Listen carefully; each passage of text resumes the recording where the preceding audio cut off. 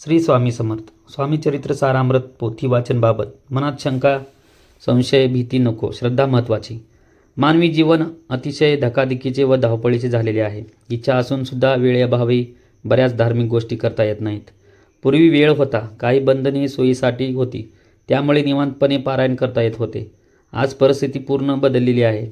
परमेश्वराची आराधना करण्यासाठी क्षणिक वेळ मिळण्याची शक्यता असते, परंतु यावेळी काही नियम अटीमुळे इच्छा असूनसुद्धा मनात देवाबद्दल विनाकारण भीती उत्पन्न झाल्याने पोथी वाचन, नामस्मरण केले जात नाही.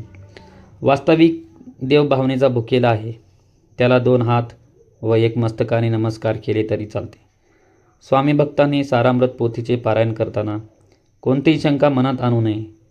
वेळ मिळेल तेव्हा कोठेही केव्हाही एका अध्यायाचे वाचन केले तरी चालू शकते. ज्यांना शक्य आहे त्यांनी रोज 3, 7, 21 अध्याय वाचता येतील. आपले आयुष्य अल्प आहे.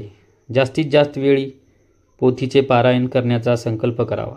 इतरांना ही पोथी उपलब्ध करून देण्याचा प्रयत्न करावा. ज्ञानदान श्रेष्ठ दान आहे. आजपर्यंत आपल्या हातून दानधर्म घडला नसल्यास या पोथीचे घरोघरी वाटप करावे. भिवू नकोस, मी तुझ्या पाठीशी आहे.